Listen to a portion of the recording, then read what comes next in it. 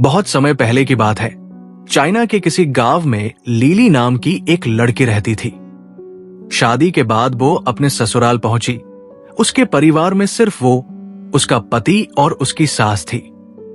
कुछ दिनों तक सब ठीक चला, पर महीना बीतते बीतते लीली और उसकी सास में खटपट होने लगी।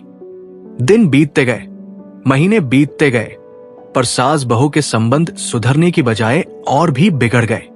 और एक दिन जब नौबत मारपीट तक पहुंची तो लीली गुस्से में अपने मायके चली गई। उसने निश्चय किया कि वो किसी भी तरह अपनी सास से बदला लेकर रहेगी, और इसी विचार के साथ वो गांव के एक वैद्य के पास पहुंची। वैद्य जी, मैं अपनी सास से बहुत परेशान हूं। मेरा किया कुछ भी उसे अच्छा नहीं लगता। हर काम में कमी निकालना और ताने मारना उसका स्वभाव है। मुझे किसी भी तरह उससे छुटकारा दिला दीजिए बस। लीली ने क्रोध में अपनी बात कही। वैद्य बोले, बेटी, चूंकि तुम्हारे पिताजी मेरे अच्छे मित्र हैं, इसलिए मैं तुम्हारी मदद जरूर करूंगा, पर तुम्हें एक बात का ध्यान रखना होगा। मैं जैसा कहूं ठीक वैसा ही करना, वरना मुसीबत में फंस जाओगी। मैं बिल्कुल वैसा ही करूंगी जैसा आप कहेंगे। लीली बोली। वैद्य अंदर गए और कुछ देर बाद जड़ी बूटियों का एक डिब्बा लेकर वापस आए और लीली को थमाते हुए बोले, लीली, तुम अपनी सास को मारने के लिए किसी तेज जहर का प्रयोग नहीं कर सकती, क्योंकि उससे तुम पकड़ी जाओगी।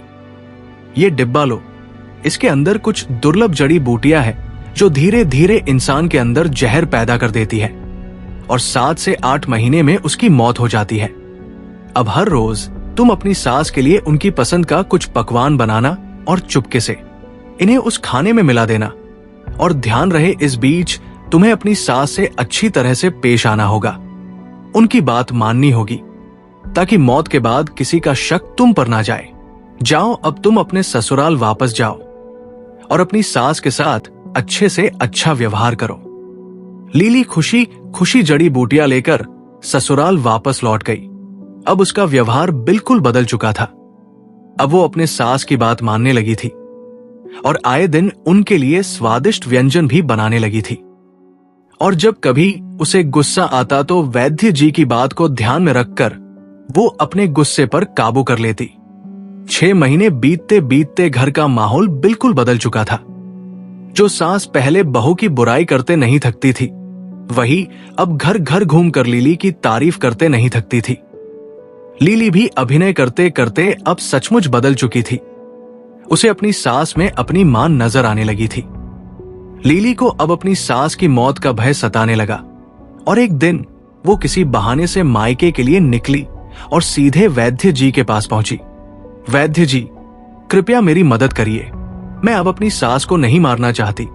वो तो एकदम बदल गई है और मुझे बहुत प्यार करने लगी है। मैं भी उन्हें उतना ही मानने लगी हूं।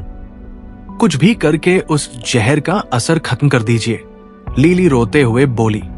वैद्य बोले, बेटी, चिंता करने की कोई जरूरत नहीं है।